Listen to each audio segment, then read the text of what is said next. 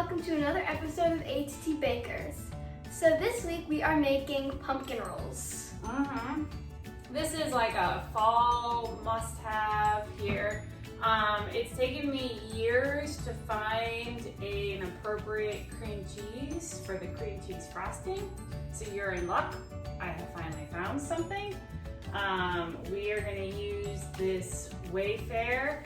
It is plant-based dairy-free cream cheese from Wegmans. So if you have a Wegmans nearby you, That's it's at where I found Wegmans. it at. You might find it at other stores as well. But so this is going to be great, and this is going to be good for all of you gluten and dairy-free folks. we can make Yeah, actual cream cheese frosting. Fall favorite. Whoops. Sorry. So if you like our recipes, please like and subscribe below. There's a little button down there. Otherwise, Adeline here is going to tell us all the ingredients that we need. It's a number of ingredients, but it's super easy to make. You'll see in a minute. Go ahead. So you're going to need dairy-free cream cheese or regular cream cheese. If you don't have a dairy allergy. Yeah. We're going to need butter, and we are using the Country Crock plant butter. You're going to need vanilla extract. It's in the box. You're going to need pumpkin pie spice. And speaking of pumpkin, you're also going to need a can of pumpkin or pumpkin puree. We're using both cans. Yeah, we didn't make our own. You're going to need baking soda. You're going to need granulated sugar. You're going to need a lemon. This recipe, the last thing you think of that it would call for is a lemon, but it calls for a lemon. Little bit So, of lemon juice. get a lemon. Going to need powdered sugar. You're going to need all-purpose flour, and we're using the King Arthur flour. It's the gluten-free 1-to-1 flour mix. It has rising in it, so it has xanthan gum in it. If yours doesn't, you're going to need to add some xanthan gum. Yes, and you're also going to need eggs. You're going to need 3 eggs. Yep. But eggs. So I list all the ingredients down below in the description area. So first, you're going to need to make your cake. So there are such things as jelly roll pans. We don't have one, so we're going to use a cooking sheet. So you have to preheat your oven to 375. 375, and what I've done is I have a cookie sheet and I put some parchment paper over it so it'll make it easy to get the cake out at the end. And so first step is we're going to make our cake. You're going to start with the dry ingredients. Like mostly all recipes. Right? Yeah. So you're going to put in 3/4 of a cup of gluten-free flour, 1 cup of sugar, 1 teaspoon of baking soda, and 2 teaspoons of pumpkin spice into your dry mixture. Yeah.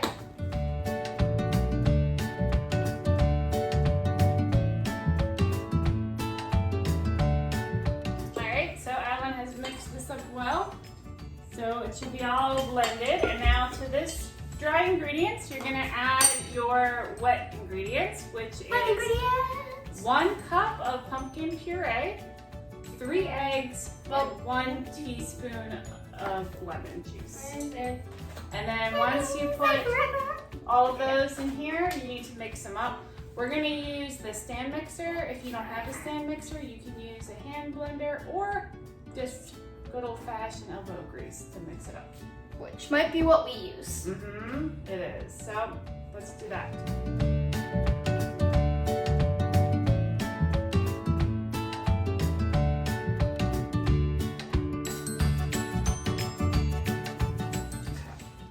So now you have your mixture here. It smells really good and pumpkin-y. Oh my god, I want to smell that. Like every single time I smell something, I want to smell that. We're not like crazy pumpkin spice people. I am. We definitely like some pumpkin spice. I like pumpkin. I like never ever liked pumpkin pie until I actually tried it because I never thought that I'd like pumpkin, but I actually really like pumpkin, so. I love pumpkin pie. Well, We have a great pumpkin pie recipe. We'll show you that at Thanksgiving. We'll show you that at Thanksgiving. Yep. Definitely. Okay. So you have your mixture. I have a cookie sheet. If you have a jelly roll pan, you can use that. If you don't have either, you know, you can really even use like a casserole dish or whatever, right? It's just for you. The key is that you want something where you're gonna make a short, flat cake. So it's gonna be very thin, which is the whole point, or otherwise you're not gonna be able to roll it up. So you're gonna want to spread your cake mixture across this. Now I'm using parchment paper because I wanna make it easy to get out of here and to roll up later. And I don't want any possibility that it could stick or it could have difficulties. Because we're not making this again, we don't have enough pumpkin. Well, that's true, we only have the one can of pumpkin left. Yeah, we don't have any more pumpkin, we can't make this again. Sorry. So it's a very thin cake. You are gonna have to keep a good eye on it in your oven. So you're gonna, so that way it doesn't burn. So it doesn't burn. You're gonna cook it at 375 for approximately 10 to 15 minutes. Or can I split some of it? Yes. I'll do it right this time. You always do it right. I have a bad past of So smoothing things. spread it smooth. I'm gonna get we'll scoop some more of this. So we're gonna spread it across. You're gonna put it in your oven for at 375 for about 10 to 15 minutes. But keep a close eye on it, depending on how thin your cake is here. Yeah, it doesn't take that long to bake. No, it doesn't take that long to bake. Now the key is gonna be when it's done baking and we take it out. I'll show you. All right, so our cake just came out of the oven. Ours was about 10 minutes or so. So now it's still very, very warm. Smells so good. So the benefit of baking it on the parchment paper is that I was able to just pick it right out and plop it here on the counter.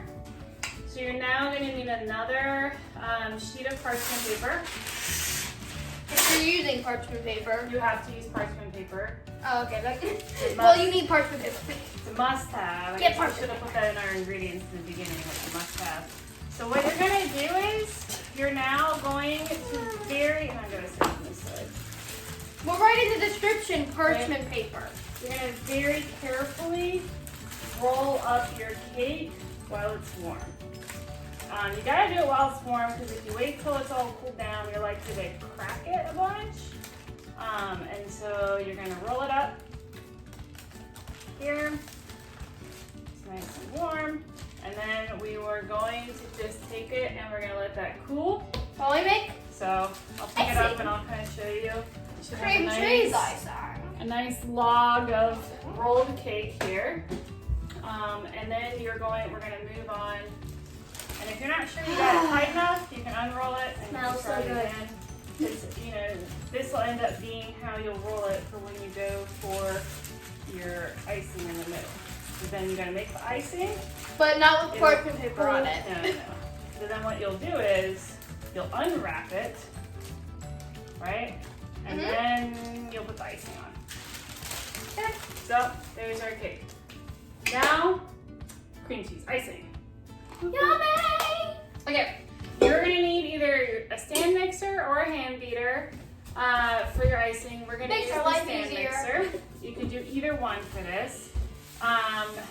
So what you're gonna need to do is you're gonna take your 8 ounces of plant-free cream cheese, and again, we're using the Wayfair variety for today. Yep.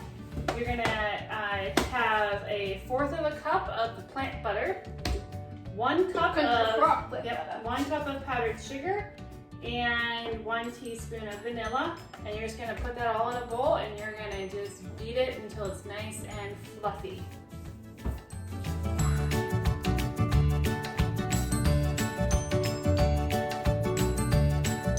Alright, so now we have our icing mixture. It's very yummy. And so what you're going to do next is you're going to take your cooled down cake now. It's, you want to be very careful with it because it is very soft. It's a thin one.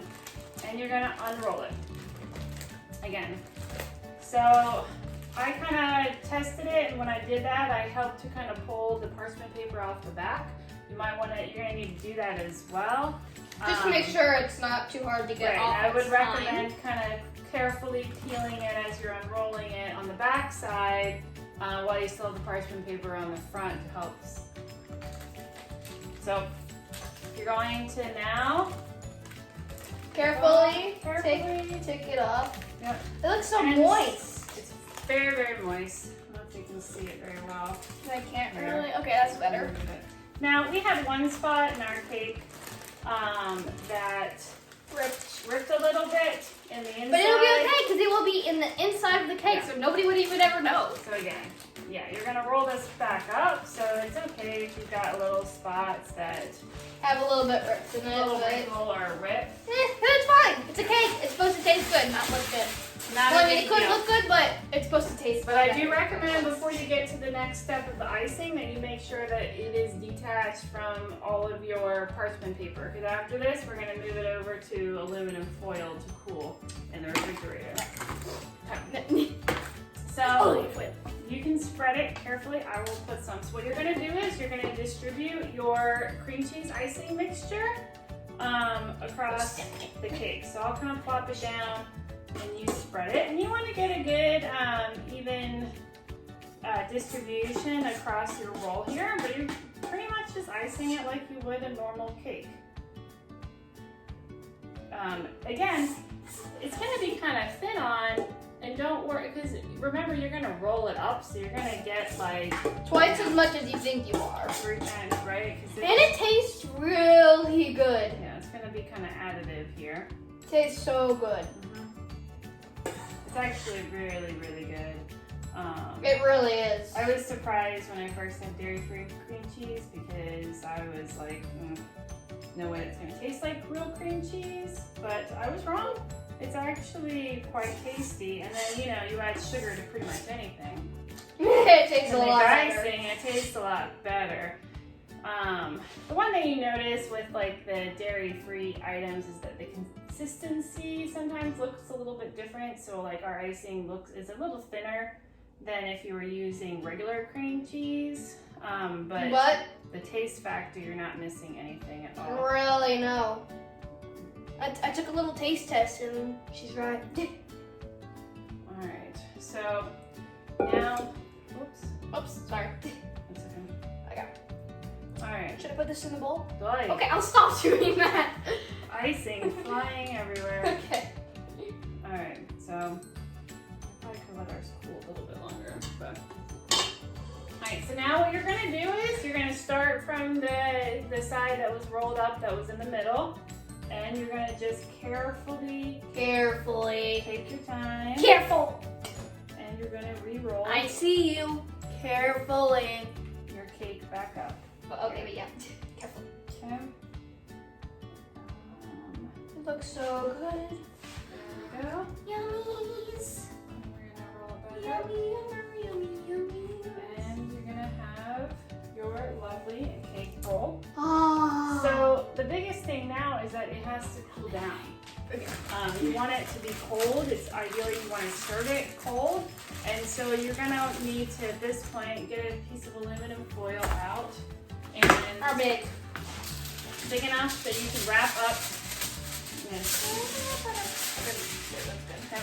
You rip it? Yeah. Okay. So now you're going to carefully, and I carefully mean very carefully, because that would be like super devastating to ruin your cake. After all of this. At this point in time, which is also why it's better to pre-peel it it looks off so of your good. So you'll parchment. be so well. If you ruin it, you can still kind of maybe sneak a taste, and then we'll. It's heavy. And then you'll be kind of more disappointed because you'll be like, no, it tastes so good. Yep, it's heavy, but carefully transfer it over to your aluminum foil, and you're gonna wrap it up. You want to make sure that you pull it pretty tight because you do not want it to unwrap. You're kind of wrapping it like a burrito here. It'll look like a burrito. You do not want it to unwrap in the refrigerator at all while it's cooling down. So tuck the sides in. You don't want to squish it because you don't want to like squish the cream cheese out the sides. don't wrap it too But tightly, but wrap it tight enough. Around, you want it to be tight enough that it's not going to unroll. And now you need to put it in your refrigerator for about 1 hour or so to cool down before it's ready to eat. I know you thought it was fast and we were going to eat now. It doesn't take that long to make. But we will be back in an hour to taste it.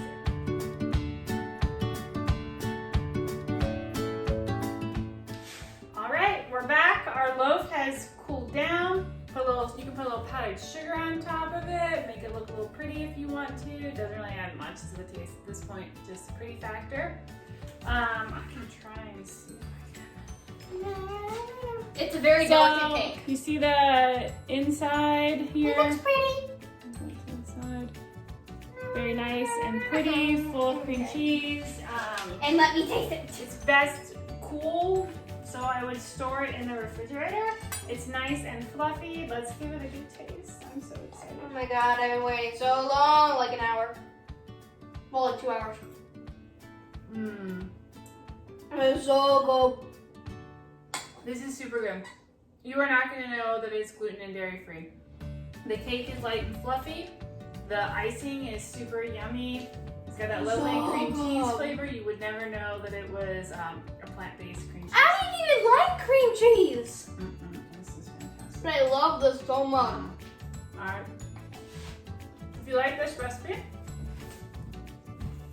like and subscribe to our page.